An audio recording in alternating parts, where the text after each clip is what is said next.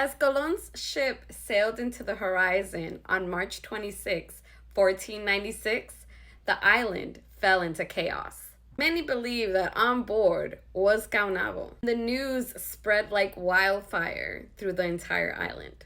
And the departure of Colón and Caunabo not only affected the indigenous people, but it also affected the men that remained at La Isabela. Colón had left his brother, Bartholomew, or Bartolomé Colón, in charge of La Isabela. He wanted to prove that he was equal or even better than his brother at managing the island. But at the time of Colón's departure, La Isabela was failing. Everyone was starving. Why were they starving? Because in protest, the indigenous people had simply stopped planting and harvesting their yearly crops. So even though in the second voyage they now had pigs, cows, etc., they were just not thriving at all on this particular spot on the island. La Isabela up top proved to be a very infertile area. No wonder. It was just sand. Nothing they planted really gave root. So they were in dire straits. Not only that, because of their activities, they were getting infected with syphilis. And as time wore on, the effects of the syphilis were starting to show. The later stages of the disease are horrible. And one of them is mental illness, and its accompanying part is violence. Many scholars now believe that the cruelty and torture that so defined this time period was really an effect or a side effect of the syphilis that these men were just suffering from. They were dealing with this disease that basically slowly turned you into a madman. And it would make sense to a certain extent. Even in contemporary times, we have documented cases where people all of a sudden, the syphilis that they had when they were younger flared up and they just went insane. And I understand why some scholars want to blame the syphilis. And I honestly believe that in some cases, some of these colonizers were being affected by the later stages of syphilis infection. However, it is known that back in Spain, they were doing the same thing. They were torturing people. They were killing people. So, I don't know. What do you guys think? You guys believe that it could be possible that the violence that was demonstrated, especially during these beginning years, was the effect of late stage syphilis infection? The violence among the Spanish themselves at La Isabela got to a point where Colón had to leave a new law. El español que mate a un español recibe la pena de muerte. Among the men who arrived with Colón on his second trip was Miguel Díaz de Auj, and it is believed that he was a servant of Bartolomé Colón. While at La Isabela, Miguel Díaz, and another Spanish settler got into a fight. They exchanged words and it got heated. And Miguel Díaz pulled out a knife and stabbed him. Apparently, this could have been plotted. It could have been planned. Oviedo says that not only Miguel Díaz then ran out of the fort and ran away for fear of punishment, but a couple of his friends did too. At least 5 or 6 other Spanish accompanied Miguel Díaz in his escape. And Oviedo says that some of them ran away because they were also involved in this stabbing. They were as guilty as he was. And then others left with him because they were his friends. They ran off into the jungle and just kept walking. They feared the possible punishment, so they walked all the way from La Isabela down to the Osama River. We can imagine the slips, the falls, the stings by insects, and all the other things that they found along the way. I'm pretty sure they also found plenty of snakes. They must have felt so much joy when they finally found the Osama meaning come see, the Osama River. Because remember, Colón had left in March, and by all accounts, it seems that this was a couple of months later, in full force of summer. As they gulped water, they noticed nearby was a yucayeque. This particular yucayeque was governed by a CACICA, and legend says that her name was ZAMEACA. She invited these starving and very sad looking Spanish settlers to her cane. She provided them with food and shelter. We aren't sure how long Miguel Diaz and his friends were with her, or if all of the friends survived the trek to her yucayeque. But we do know that he spent a good amount of time, at least several months, at her home. We can assume that during this time, they basically lived together. They enjoyed ceremonies, they watched areitos, they shared food and company. Oviedo says that this was a love match. There was no obligation. It was and is considered the first documented consensual relationship between a European and a Native American. Oviedo tells the story that because Catalina or Zameaca really loved Miguel Diaz, she asked him to stay. But he felt obligated that he needed to return to La Isabela, even though months had passed. He wanted to return home as well. It seems like he told her that he really cared for these people in La Isabela, even though he had run away from it after trying to stab someone there. And she begged him to stay and told him, you know what? If these people mean so much to you, bring them here. Oviedo writes the following: Como aquella india principal le quiso bien, trátole como amigo, que tenía parte en ella, por su respeto a los demás, diole noticia de las minas, que están a 7 leguas de esta ciudad.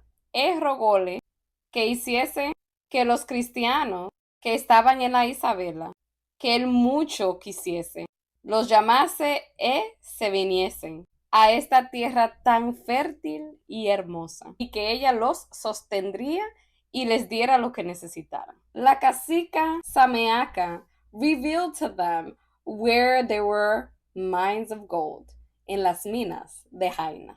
It is said that she did this out of love, because she wanted Miguel Diaz to stay with her. Miguel Diaz, now with this information, believed that he would be pardoned. He wouldn't have to pay for the life he had taken. Las minas de Taina would be his ticket out of punishment. Oviedo writes that Miguel Diaz had fallen in love with La Cacica, so he wanted to please her, but he also wanted to please his crewmates back in La Isabela, especially Bartholomew. So he made it clear that he still wanted to go back to La Isabela, even though things had happened there. But we can also imagine that they both spent many days and many nights together under the Caribbean sky, talking as best they could, even though they didn't speak the same language. We can conclude, too, that Zameaca probably developed a deep love for Miguel Diaz. She also probably thought that he would become part of the tribe.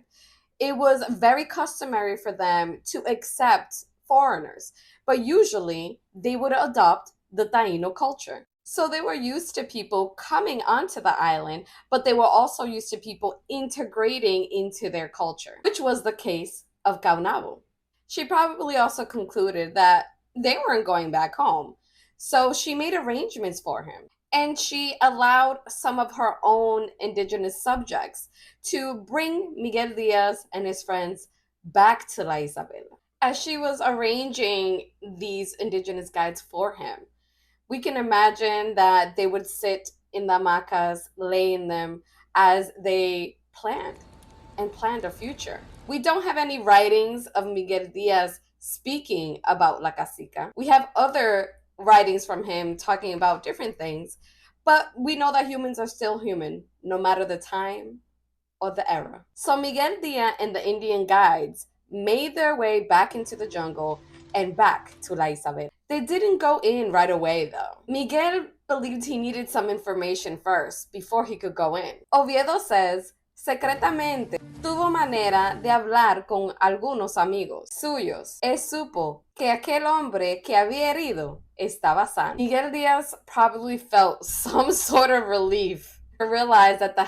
guy he had attempted to unalive had survived. So now he knew that the punishment he feared would no longer apply to him. So now he was in the green. He was safe. So then he quickly made arrangements to speak with Bartholomew and let him know that he had news. He quickly shared with him his ideas and about the river he had seen, the Rio Osama, the port, and most important of all, Las Minas de Taina. From what Oviedo writes, Bartholomew was excited by the news, and he quickly forgave Miguel Diaz. But he had one condition. He had to become friends again with the man he had tried to unalive. So as he listened to Miguel, he liked what he heard, but then he determined that he needed to see these things for himself.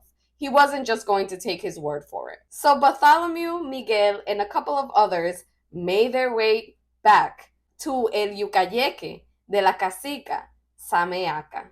Oviedo says that Bartholomew was put into a canoe in El Rio Osama and that he navigated it towards El Yucayeque de la CACICA. He gave a cruise around the port and saw that the dimensions were excellent and it could easily accommodate Spanish ships. He lastly wanted to check one more thing, Las Minas de Taina. Oviedo writes that he stayed there for 2 days at this gold mine and he picked up all the gold he could find. Dice Oviedo, quedó muy satisfecho y tan alegre como era razón. He ended up not really going directly to La Yucayeque or El Yucayeque de la CACICA, but instead quickly returned after visiting the gold mines to La Isabela. And Oviedo explains how his return was received. He says, volvió a La Isabela y dio muy grande placer a los españoles todos. He continues saying, y dio luego orden, como toda la gente viniese con él por tierra a este asiento, y mandó a traer por la mar lo que allá tenían los cristianos en 2 carabelas o en 2 ships que tenía, y llegó a este puerto según algunos dicen Domingo, día del glorioso Santo Domingo, 5 días de agosto del año 1494. Many historians believe that Oviedo got the date wrong because he got many dates wrong. However, if we go by the timeline that we later hear from Miguel Diaz, it does seem that this could be possible. However, they're still unsure. La Cacica ZAMEACA was one of the few female figures in this historical narrative who was actually taken into consideration by the Spanish when they were planning their settlements. Oviedo lets us know that they actually established Santo Domingo a little bit farther away than where it is currently. Why? He says, por no quitar de aquí la cacica Catalina, as the Spanish named her, e a los indios que aquí vivían. So we can conclude that Bartholomew actually met Catalina and he had a conversation with her. And he was considerate of their situation and their home, and he respected it. Oviedo says that Santo Domingo, originally named La Nueva Isabela by Bartholomew in honor of the Taina Isabela, construction of Santo Domingo started about 1494.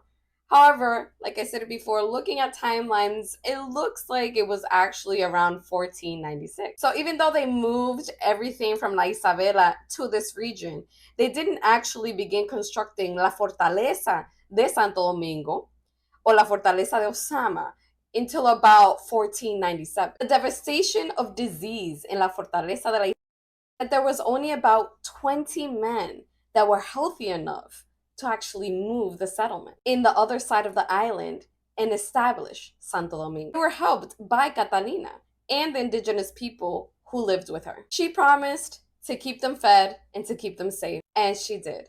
She made an alliance with them, and she did her part. We want to remember that all of the Tainos and the Yucayeques and the Caciques were not allied to each other. They were all independent nations that could decide who they would be allied to. Like Guacanagari, she decided to ally herself with the Spanish. If it hadn't been for her hospitality and the willingness to help of ZAMEACA, Spanish settlers would have perished completely in La Isabela. But the rise of Santo Domingo meant the end of La Isabela. Bartolomé de las Casas later says that he actually visited the ruins of La Isabela after the settlement was abandoned, but no one really dared to pass it without great fear and danger. As he writes, because of many frightening noises and voices and horrible ghosts. And he shared this amazing. He says that at one point, one of the visitors to the ruins of La Isabel saw two lines of men. They were drawn up in formation in 2 rows. All of them looked apparently noble, men from the courts. They were very well dressed, with long swords at their side. All of them had cloaks on, which was normal for some of the travels from Spain. People who were visiting the ruins were shocked. How did these people get here all by themselves? And so elegantly dressed as well, without getting themselves dirty or their clothes torn. These visitors decided to greet these men who were lined up, and they questioned them and asked, where did you guys come from? The travelers who were in the formation turned towards them and proceeded to take off their hats. And as they took off their hats, their heads came off, leaving them all beheaded. And then they vanished. Those who witnessed this basically almost died on the spot.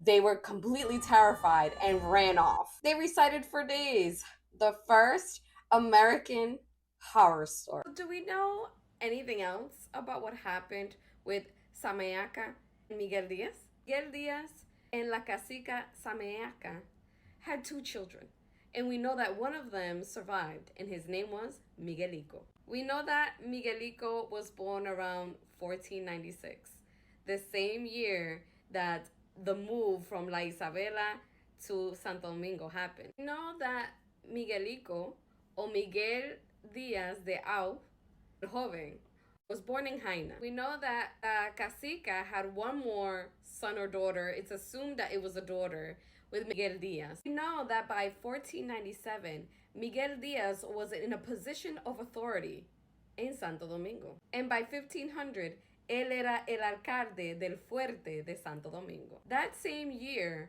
Bobadilla, who was sent to replace Colón, arrived.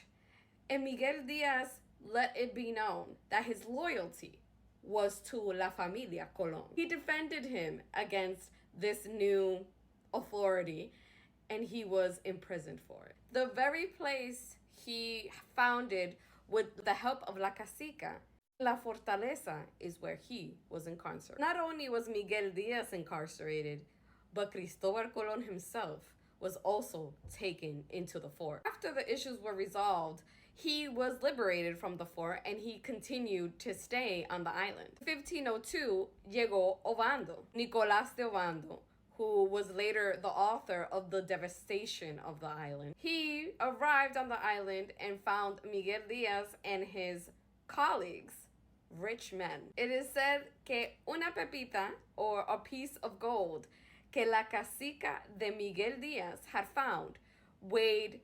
3,300 castellanos. This piece was sent to Spain para la reina Isabela. La Nueva Isabela didn't last long, however.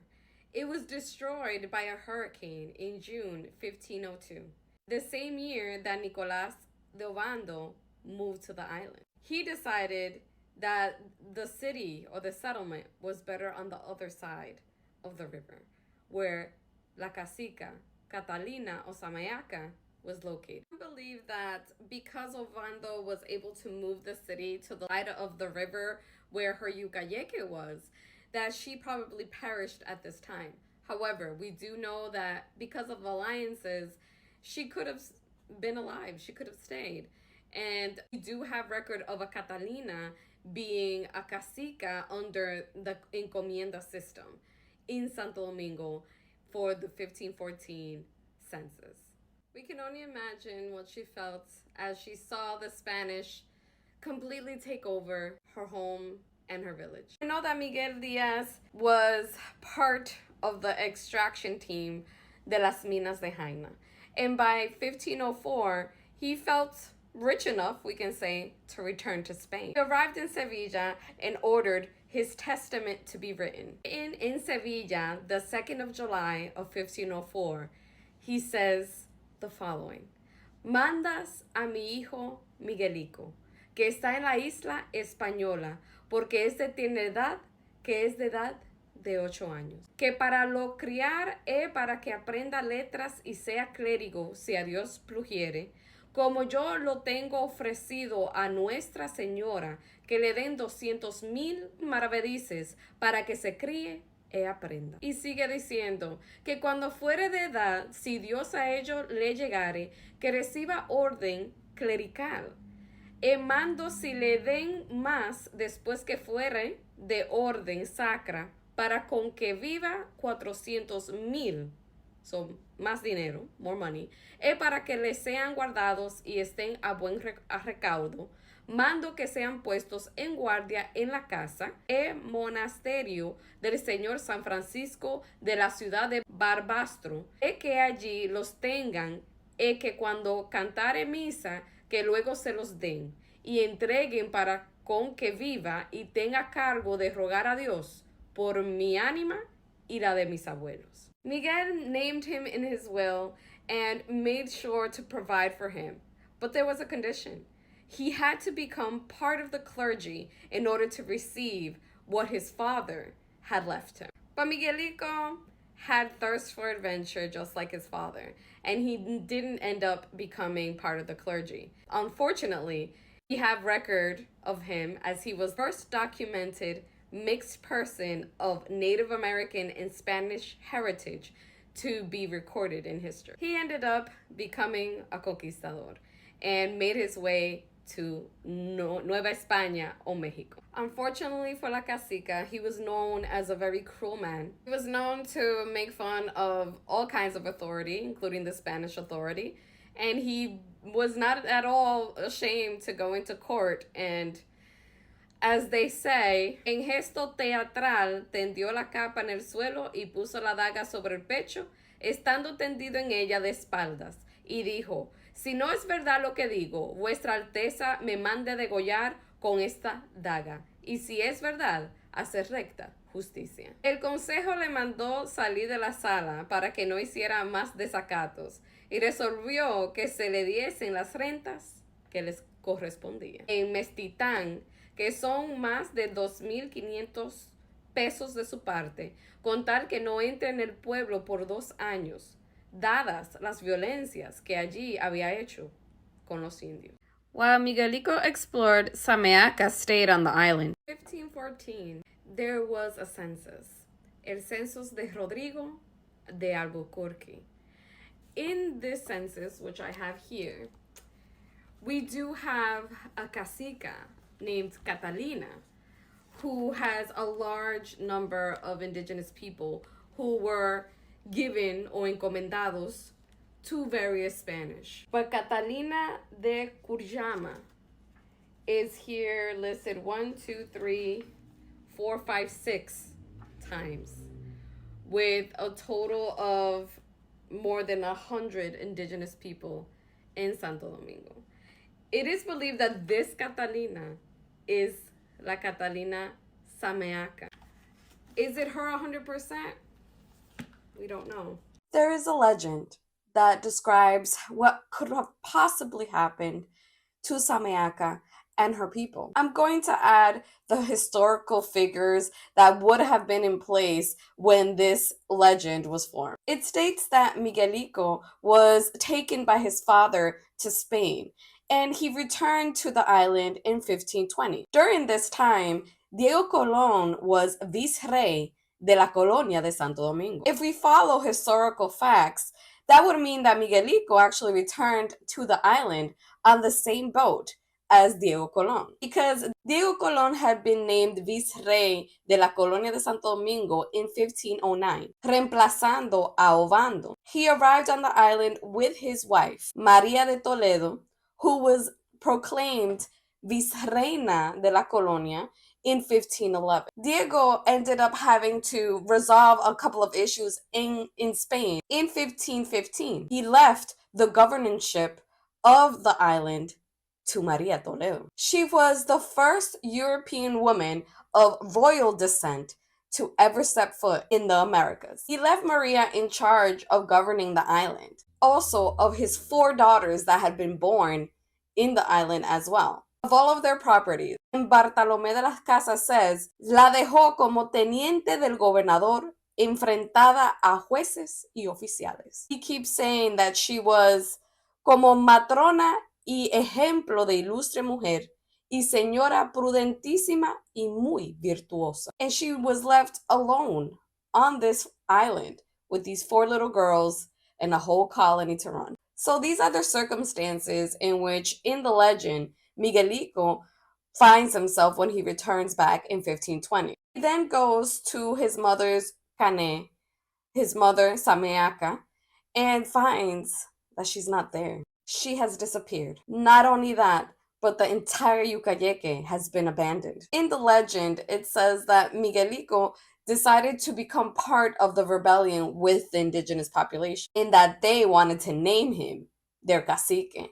However, we do know through actual factual documentation, this is completely false. Miguelito actually went against the indigenous population and became a conquistador himself.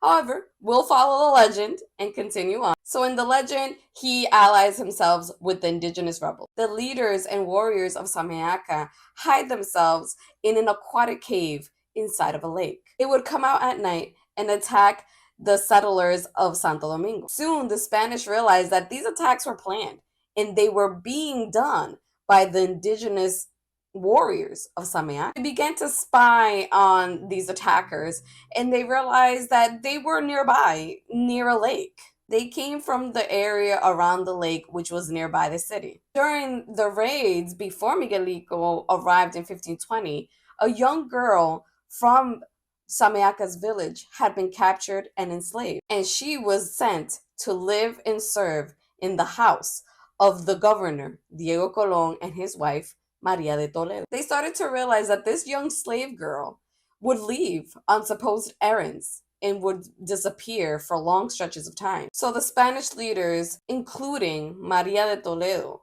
designed a plan to have this young girl reveal the secret of the lake. El Palacio Colón had been built between 1511 and 1514, and this is where the young girl served Diego Colón and Maria de Toledo. So Maria de Toledo, la señora de la casa y la vicereina de Santo Domingo, revealed to Diego Colón, her husband and viceroy, that her servant girl, young slave girl, was obsessed with one of the many combs that she had in her hair. So she offered this beautiful, elaborate comb to Diego and told him to put his plan into motion. Diego took the comb and presented it to the young slave girl and said, if you reveal where the chiefs of ZAMEACA are planning, where they are, I will give you this comb as a reward. But she didn't immediately reveal anything,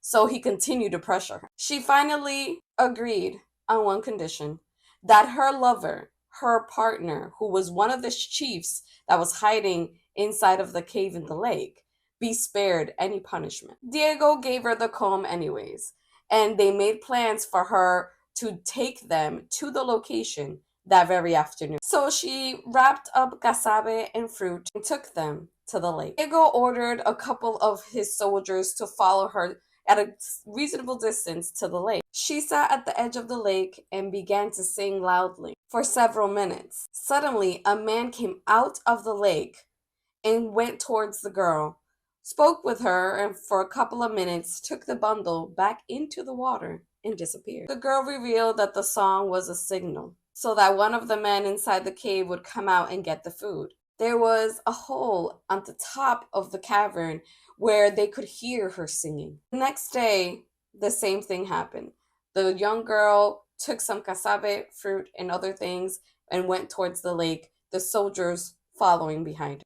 But this time, when she sang, instead of just one man coming out of the lake, they all came out. So the Spanish attacked them, captured them, and sent them to La Fortaleza de Osama. They were all put on trial and sentenced to death. During their execution, the chiefs and warriors of ZAMEACA learned that their traitor had been the young girl. As one of the chiefs was led to his death, he turned around and pointed a finger at the young girl and said, "I am going to a land of peace, but you will never find it." Her own lover as well completely discarded her. And as she saw the lifeless bodies of the chiefs of ZAMEACA, her heart broke. Legend says that we can still find this young girl sitting at the shore of the lake, crying, holding on to her comb.